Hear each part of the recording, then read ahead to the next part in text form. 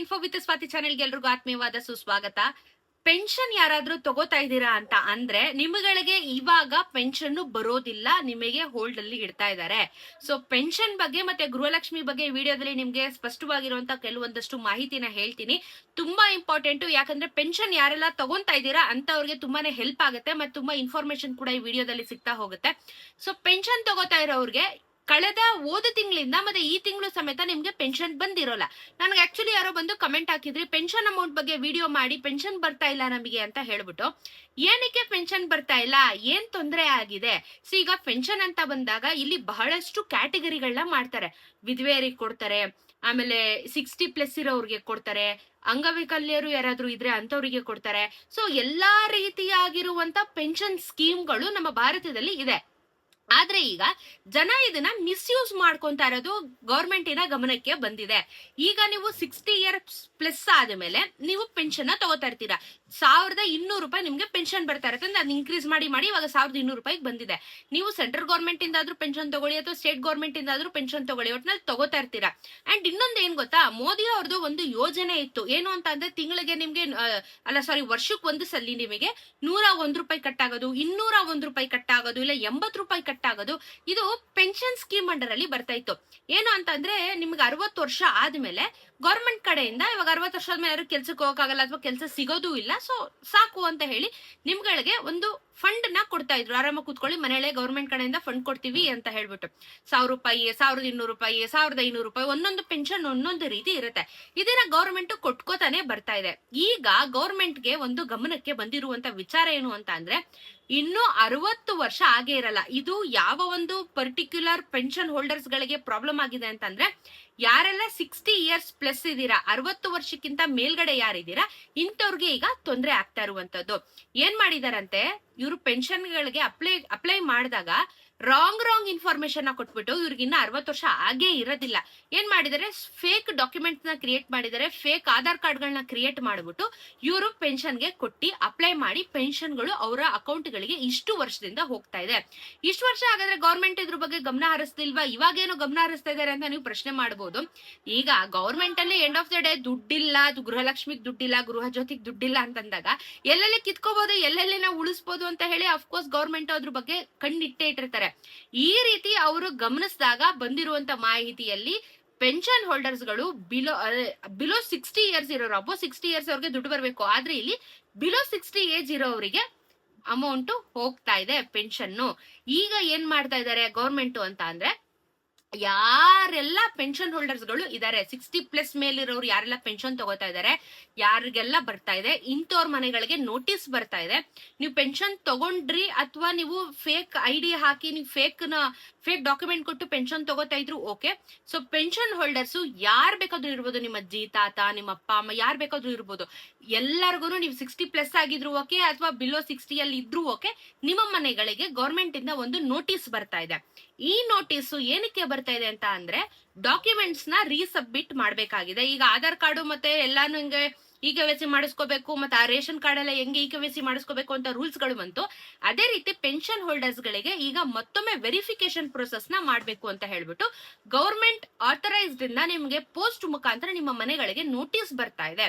ಈ ನೋಟಿಸ್ ಅಲ್ಲಿ ಏನಿರುತ್ತೆ ಅಂತ ಕೇಳೋದಾದ್ರೆ, ನಿಮಗೆ ಕರೆಕ್ಟ್ ಆಗಿರುವಂತ ಡಾಕ್ಯುಮೆಂಟ್ಸ್ ನ ಮತ್ತೆ ಬಂದು ಸಬ್ಮಿಟ್ ಮಾಡಿ ಅಂತ ಹೇಳ್ಬಿಟ್ಟು, ಇದನ್ನ ನೀವು ಎಲ್ಲಿಗೆ ಹೋಗಿ ಮಾಡ್ಬೇಕು, ನಿಮ್ಮ ತಾಲೂಕ್ ಆಫೀಸಿಗೆ ಹೋಗಿ ಡಾಕ್ಯುಮೆಂಟ್ಸ್ ನ ಸಬ್ಮಿಟ್ ಮಾಡ್ಬೇಕಾಗುತ್ತೆ. ಏನೇ ಡಾಕ್ಯುಮೆಂಟ್ಸ್ ಕೊಡ್ಬೇಕು, ಫಸ್ಟ್ ಆಫ್ ಆಲ್ ನಮ್ಮ ಒಂದು ಡೇಟ್ ಆಫ್ ಬರ್ತ್ ನ ಕರೆಕ್ಟ್ ಆಗಿ ಇದೆಯೋ ಇಲ್ವೋ ಅಂತ ಹೇಳಿ ಪರಿಶೀಲನೆ ಮಾಡೋದಕ್ಕೆ ಇರೋದು ಒಂದ್ ಸರ್ಟಿಫಿಕೇಟ್, ನಮ್ಮ college TC, school TC. So major ಆಗಿ ಕಾಲೇಜ್ಗಿಂತ ಸ್ಕೂಲ್ TCಗಳು, ಸ್ಕೂಲ್ ಮಾರ್ಕ್ಸ್ ಕಾರ್ಡ್ಗಳು ತುಂಬಾ ಮೇಜರ್ ರೋಲ್ ನ ಪ್ಲೇ ಮಾಡುತ್ತೆ. ಒಂದು ಪಾಸ್ಪೋರ್ಟ್ ಅಪ್ಲೈ ಮಾಡಬೇಕು ಅಂತಂದ್ರೆ ನಿಮ್ಗೆ ಸ್ಕೂಲ್ TC ಬೇಕಾಗತ್ತೆ. ಸೊ ತುಂಬಾ ದೊಡ್ಡ ಡಾಕ್ಯುಮೆಂಟ್ ಸ್ಕೂಲಿನ ಡಾಕ್ಯುಮೆಂಟ್ಸ್. ಸೊ ಅಲ್ಲಿ ಡೇಟ್ ಆಫ್ ಬರ್ತ್ ನಾವುಗಳು ಕರೆಕ್ಟ್ ಆಗಿ ಕೊಟ್ಟಿರ್ತೀವಿ. ಸ್ಕೂಲ್ಗೆ ಜಾಯಿನ್ ಆಗ್ಬೇಕಾದ್ರೆ TC ಅಲ್ಲಿ ಅದೇ ಅಲ್ಲಿವರೆಗೂ ಅದೇ ಡೇಟ್ ಟೈಮ್ ಹೋಗಿರುತ್ತೆ. ಸೊ TC ಯಲ್ಲೂ ಅದೇ ಡೇಟ್ ಆಫ್ ಬರ್ತ್ ಮೆನ್ಷನ್ ಮಾಡಿರ್ತಾರೆ.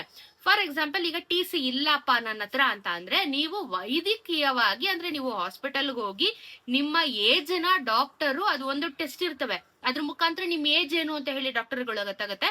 ಅದನ್ನ ಪರಿಶೀಲನೆ ಮಾಡಿ ನಿಮ್ಗೊಂದು ಸರ್ಟಿಫಿಕೇಟ್ ನ ಕೊಡ್ತಾರೆ. ಸೊ ಏಜ್ ಕೂಡ ನಿಮ್ಗೆ ಮ್ಯಾಟ್ರ್ ಆಗತ್ತೆ. ನೀವೇನ್ ಮಾಡ್ತೀರಾ, ಹಾಸ್ಪಿಟಲ್ಗೆ ಹೋಗಿ ಯಾರ ಹತ್ರ TC ಇಲ್ಲ, ನೀವು ಆಸ್ಪತ್ರೆಗೆ ಹೋಗ್ಬಿಟ್ಟು ಮೆಡಿಕಲ್ ಸರ್ಟಿಫಿಕೇಟ್ ಅಲ್ಲಿ ನಿಮ್ಮ ಏಜ್ ನ ಮಾಡ್ಕೊಂಡು ಬರ್ಬೇಕಾಗತ್ತೆ. ಸೊ ಯಾರಿಗಿಲ್ಲ ಅವರು ಈ ರೀತಿ ಮಾಡ್ಕೋಬಹುದು. ಇದನ್ ಮಾಡ್ಕೊಂಡು ನಿಮ್ಮ ರೇಷನ್ ಕಾರ್ಡು, ನಿಮ್ಮ ಆಧಾರ್ ಕಾರ್ಡು, ಆದಾಯ ಪ್ರಮಾಣ ಪತ್ರ, ಜಾತಿ ಪ್ರಮಾಣ ಪತ್ರ ಜೊತೆಗೆ ವಿಟ್ನೆಸ್, ಮನೇಲಿರುವಂತವ್ರದ್ದು ಯಾರ್ದಾದ್ರು ವಿಟ್ನೆಸ್ ಇರಬೇಕು. ಫಾರ್ ಎಕ್ಸಾಂಪಲ್ ನಿಮ್ ಗಂಡಂದು ವಿಟ್ನೆಸ್ ಇರಬೇಕು, ಇಲ್ಲ ಹೆಂಡತಿಗಿದ್ರೆ ಗಂಡನ್ ಡಾಕ್ಯುಮೆಂಟ್ ಇದ್ರೆ ಹೆಂಡತಿಗೆ ಹೆಂಡತಿ ವಿಟ್ನೆಸ್ ಆಗಿ ಕೊಡ್ಬೇಕು.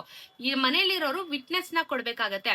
ಇದನ್ನೆಲ್ಲ ಕೊಟ್ಟಾಗ ಮತ್ತೊಮ್ಮೆ ಪರಿಶೀಲನೆ ಮಾಡಿ ಪೆನ್ಷನ್ಗೆ ಇವರು ಅರ್ಹರ, ಸುಳ್ಳು ಹೇಳಿ ಡಾಕ್ಯುಮೆಂಟ್ಸ್ ನ ಕೊಟ್ಟಿದಾರ, ಇಲ್ಲ ಅಂತಂದ್ರೆ ಈ ತರ ಮಾಡ್ತಾ ಇದಾರ ಅಂತ ಹೇಳಿ ಗೊತ್ತಾಗಿ ಕಂಡಿಡ್ದು ನಂತರ ನಿಮ್ಗೆ ನಿಜವಾಗ್ಲೂ 60 years ಪ್ಲಸ್ ಆಗಿದ್ರೆ ನಿಮ್ಗೆ ಪೆನ್ಷನ್ ನ ಕಂಟಿನ್ಯೂಷನ್ ಮಾಡ್ತಾರೆ. ಇಲ್ಲ ಅಂತಂದ್ರೆ ಈ ಕಡೆ ಯಾರಿಗೂ ಪೆನ್ಷನ್ ಬರೋದಿಲ್ಲ. ಅಂಡ್ ಈಗ ಆಲ್ರೆಡಿ 2 ತಿಂಗಳ ಹಣ ಪೆನ್ಷನ್ ದುಡ್ಡನ್ನ ಬಾಕಿ ಇಟ್ಟಿದ್ದಾರೆ, ಪೆಂಡಿಂಗ್ ಇಟ್ಟಿದ್ದಾರೆ. ಒಬ್ರು ಇಬ್ರು ಮಾಡ್ತಾರೋ ತಪ್ಪಿಂದ ಎಲ್ಲಾ ಪೆನ್ಷನ್ ಹೋಲ್ಡರ್ಸ್ ಗಳಿಗೂ ಇವಾಗ ಸಮಸ್ಯೆ ಕ್ರಿಯೇಟ್ ಆಗಿರುವಂತದ್ದು. ಸೊ ಪೆನ್ಷನ್ ಹೋಲ್ಡರ್ಸ್ ಗಳು ನೀವು ಕರೆಕ್ಟ್ 60 ಪ್ಲಸ್ ಆಗಿದ್ರು ಓಕೆ, ಅಥವಾ ಬಿಲೋ 60 ಅಲ್ಲಿ ಸುಳ್ಳು ಹೇಳಿ ಕೊಟ್ಟಿದ್ರು ಓಕೆ, ನೀವುಗಳು ಈ ಒಂದು ನೋಟಿಸ್ ಬಂದು 3 ದಿನದ ಒಳಗಡೆ ಡಾಕ್ಯುಮೆಂಟ್ಸ್ ನ ಸಬ್ಮಿಟ್ ಮಾಡಬೇಕು. ತಾಲೂಕ್ ಆಫೀಸ್ಗೆ ಹೋಗ್ಬಿಟ್ಟು ಡಾಕ್ಯುಮೆಂಟ್ಸ್ ನ ಸಬ್ಮಿಟ್ ಮಾಡ್ತೀರಾ. ಫಾರ್ ಎಕ್ಸಾಂಪಲ್ ನೀವ್ ಮಾಡ್ಲಿಲ್ಲ, ಅಥವಾ ನಾವು ಊರಲ್ಲಿಲ್ಲ ಅದು ಇದು ಅಂತ ಏನೋ ನೆಪಗಳನ್ನೆಲ್ಲ ಕೊಡ್ತೀವಿ, ರೀಸನ್ಸ್ ನ ಕೊಡ್ತೀವಿ ಅಂದ್ರೆ ನೀಟಾಗಿ ನಿಮ್ ಪೆನ್ಷನ್ ನ ಕ್ಯಾನ್ಸಲ್ ಮಾಡ್ಬಿಡ್ತಾರೆ. ಅವ್ರು ಯಾರಿಗೂ ಕೇರ್ ಮಾಡಲ್ಲ. ಯಾಕಂದ್ರೆ ಇಲ್ಲಿ ಗೌರ್ಮೆಂಟ್ ಮೋಸ ಮಾಡ್ತಾ ಇಲ್ಲ, ಜನರೇ ಗೌರ್ಮೆಂಟ್ಗೆ ಮೋಸ ಮಾಡ್ತಾ ಇರೋದು. ಹಾಗಾಗಿ ಪೆನ್ಷನ್ ಅನ್ನ ನಿಮ್ಗಳಿಗೆ ಕ್ಯಾನ್ಸಲ್ ಮಾಡ್ಬಿಡ್ತಾರೆ, ಮತ್ತೆ ಬೇರೆಯವ್ರಿಗೂ ತೊಂದರೆ ಆಗುತ್ತೆ. 3 days ನಿಮಗೆ ಟೈಮ್ ಇರುತ್ತೆ. ಆ ನೋಟಿಸ್ ಬಂದು 3 days. ದಯವಿಟ್ಟು ಪೋಸ್ಟ್ ಗಳು ಬಂದಿದ್ಯಾ ಅಂತ ಹೇಳಿ ನಿಮ್ಮ ಅಕ್ಕಪಕ್ಕದ ಮನೆಯವರು ಅಥವಾ ನಿಮ್ಮ ಮನೆ ಕೆಳಗಡೆ ಮನೆಯವರು ಯಾರಾದ್ರೂ ಇದ್ರೆ ಪೋಸ್ಟ್ ಏನಾದ್ರು ಬಂದಿದ್ಯಾ ಅಂತ ಹೇಳಿ ಒಂದ್ಸಲಿ ಎನ್ಕ್ವೈರಿ ಮಾಡ್ಕೊಳ್ಳಿ. ಯಾಕಂದ್ರೆ ಎಲ್ಲರ ಮನೆಗೂ ಪೋಸ್ಟ್ ಹೋಗ್ತಾ ಇದೆ.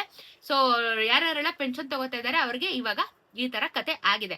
ಸೊ ಸಬ್ಮಿಟ್ ಮಾಡಿ. ನಿಜವಾಗ್ಲೂ ಸುಳ್ಳು ಹೇಳಿ ಮಾಡ್ಕೊಂಡಿದ್ರೆ ನಿಮ್ಗೆ ಪೆನ್ಷನ್ ಕ್ಯಾನ್ಸಲ್ ಆಗುತ್ತೆ. ದುಡ್ಡೇನಾದ್ರೂ ವಸೂಲಿ ಮಾಡ್ತಾರೆ ಇಷ್ಟು ವರ್ಷ ತಗೊಂಡಿದ್ದು ಅಂದ್ರೆ ಆತರ ಏನೋ ಮಾಡ್ತಾ ಇಲ್ಲ ಸದ್ಯದ ಮಟ್ಟದಲ್ಲಿ, ಬಟ್ ಕ್ಯಾನ್ಸಲ್ ಮಾಡ್ತೀವಿ ಅಂತ ಹೇಳಿದಾರೆ. ಫೈನ್ ಹಾಕ್ತಾ ಇಲ್ಲ. ಫೈನ್ ಹಾಕಿದ್ರೆ ನಿಜವಾಗ್ಲೂ ತೊಂದರೆ ಆಗ್ಬಿಡುತ್ತೆ. ಸೊ ನೋಡ್ಕೊಳ್ಳಿ, ದಯವಿಟ್ಟು ಹೋಗಿ ಕೊಡಿ. ಮತ್ತೆ 60 ಪ್ಲಸ್ ಆಗಿರೋರು ತಲೆ ಕೆಡ್ಸ್ಕೊಬೇಡಿ. ಇನ್ನೊಂದ್ಸರಿ ಡಾಕ್ಯುಮೆಂಟ್ಸ್ ನ ರೀಸಬ್ಮಿಟ್ ಮಾಡಿ, ನಿಮಗೆ ಪೆನ್ಷನ್ ನಿಮಗೆ ಕಂಟಿನ್ಯೂ ಆಗುತ್ತೆ. ಮತ್ತೆ ಇವಾಗ 2 ತಿಂಗಳು ಏನ್ ಹೋಲ್ಡ್ ಮಾಡಿದಾರೆ ಅದು ಸೇರಿ ನಿಮ್ಗೆ ಇದೆಲ್ಲ ಸರಿ ಹೋದ್ಮೇಲೆ ನಿಮ್ಗೆ ಅದನ್ನು ಸೇರಿ ಪೆನ್ಷನ್ ದುಡ್ಡನ್ನ ಹಾಕ್ತಾರೆ. ಈ ಅಮೌಂಟ್ ನೇನು ಮೋಸ ಮಾಡಲ್ಲ, ಕೊಡ್ತಾರೆ. ಓಕೆನಾ? ಸೊ ಹಾಗಾಗಿ ನಿಮಗೆ 2 ತಿಂಗಳಿಂದ ಪೆನ್ಷನ್ ಹಣ 60 ಪ್ಲಸ್ ಇರೋರಿಗೆ ಬಂದಿಲ್ಲ.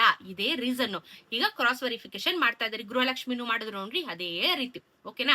ಸೊ ಇದಿಷ್ಟು ಪೆನ್ಷನ್ ವಿಚಾರ ಆದ್ರೆ, ಗೃಹಲಕ್ಷ್ಮಿಯ 27ನೇ ಕಂತಿನ ಹಣ, 28ನೇ ಕಂತಿನ ಹಣ ನಿಮ್ಮ ಖಾತೆಗಳಿಗೆ ಬರ್ತಾ ಇದೆ ಅಂತ ಭಾವಿಸ್ತಾ ಇದ್ದೀನಿ. ತುಂಬಾ ಜನ ಇವಾಗ್ಲೂ ಕಮೆಂಟ್ ಹಾಕ್ತಾ ಇದ್ದೀರಾ ಬಂತು ಬಂತು ಅಂತ. ಕೆಲವೊಂದಷ್ಟು ಜನ ಬಂದಿಲ್ಲ ಅಂತ ಕಮೆಂಟ್ ಹಾಕ್ತಾ ಇದ್ದೀರಾ. ನಾನು ಕ್ಲಿಯರ್ ಆಗಿ ಹೇಳಿದ್ದೀನಿ, ಏಪ್ರಿಲ್ 15ನೇ ತಾರೀಕುವರೆಗೂ ಎಲ್ಲರಿಗೂ ಕಾಲಾವಕಾಶ ಇದೆ. 15ನೇ ತಾರೀಕಿನ ಒಳಗಡೆ ಎಲ್ಲರ ಖಾತೆಗಳಿಗೂ ಜಮಾ ಆಗುತ್ತೆ. ಏನು ಹೆದರ್ಕೊಳ್ಳುವಂತ ಅವಶ್ಯಕತೆ ಇಲ್ಲ. ಮತ್ತೆ ಇದು ಯಾವುದೇ ರೀತಿಯಾಗಿರುವಂತ ಸ್ಕ್ಯಾಮ್ ಆಗಲ್ಲ. ಇಫ್ ಇನ್ ಕೇಸ್ 27ನೇ ಕಂತಿನ ಹಣದಿಂದ ನಿಮ್ಗೆ ಅಮೌಂಟ್ ಬಂದಿಲ್ಲ ಅಂದ್ರೆ ದಯವಿಟ್ಟು ತಾಲೂಕು ಆಫೀಸಿಗೆ ಹೋಗಿ ನಿಮ್ಮ ರೇಷನ್ ಕಾರ್ಡ್ ಕ್ಯಾನ್ಸಲ್ ಆಗಿರುವಂತ ಸಾಧ್ಯತೆಗಳು ಜಾಸ್ತಿ ಇರುತ್ತೆ. ಇದನ್ನೆಲ್ಲ ಕ್ರಾಸ್ ಚೆಕ್ ಮಾಡ್ಕೊಳ್ಳಿ, ವೆರಿಫೈ ಮಾಡ್ಕೊಳ್ಳಿ. ಗೃಹಲಕ್ಷ್ಮಿ ಹಣ ಕಂಟಿನ್ಯೂ ಆಗ್ತಾ ಇದೆ. ಅಂಡ್ 29ನೇ ಕಂತಿನ ಹಣದ ಬಗ್ಗೆನೂ ನಾನು ಮೊನ್ನೆಯಿಂದ ಕಂಟಿನ್ಯೂಸ್ ಆಗಿ 3ನೇ ವಿಡಿಯೋ ಮಾಡ್ತಾ ಇರುವಂತದ್ದು. ಅಮೌಂಟ್ ರಿಲೀಸ್ ಮಾಡುವಂತ ಸಾಧ್ಯತೆಗಳು ತುಂಬಾ ಇದೆ. ಬೈ ಎಲೆಕ್ಷನ್ ಬರ್ತಾ ಇರೋ ಕಾರಣ ರಿಲೀಸ್ ಆಯ್ತು, ಕನ್ಫರ್ಮ್ ಆಗಿ ರಿಲೀಸ್ ಆಯ್ತು, ನಮ್ಮ ಖಾತೆಗಳಿಗೆ ಬಂತು ಅಂದಾಗ ನಾನು ವಿತ್ ಪ್ರೂಫ್ ನಿಮ್ಗೆ ವಿಡಿಯೋ ಮಾಡ್ತೀನಿ. ಅಲ್ಲಿವರೆಗೂ ತಲೆ ಕೆಡ್ಸ್ಕೊಳಕ್ ಹೋಗ್ಬೇಡಿ. ನಾನು ಏನೇ ವಿಡಿಯೋಸ್ ಇದ್ರು ಅಥವಾ ಏನೇ ವಿಚಾರ ಇದ್ರು ಅದನ್ನ ವಿಡಿಯೋ ಮಾಡಿ ತಿಳಿಸ್ಕೊಡ್ತೀನಿ, ನಿಮ್ಗೆ ಹೆಲ್ಪ್ ಆಗುತ್ತೆ. ಸದ್ಯಕ್ಕೆ ಇದಿಷ್ಟು ಅಪ್ಡೇಟ್ಸ್ ಪೆನ್ಷನ್ದು ಮತ್ತೆ ಗೃಹಲಕ್ಷ್ಮಿ ವಿಚಾರ. ನೆಕ್ಸ್ಟ್ ಏನೇ ವಿಡಿಯೋ ಇದ್ರು ನಾನು ಅಪ್ಡೇಟ್ ಮಾಡ್ತೀನಿ. ಚಾನೆಲ್ ನ ಸಬ್ಸ್ಕ್ರೈಬ್ ಮಾಡ್ಕೊಳ್ಳೋದನ್ನ ಮರಿಬೇಡಿ. ಸಿಗೋಣ ಇನ್ನೊಂದಷ್ಟು ವಿಡಿಯೋಲಿ. ನಮಸ್ಕಾರ.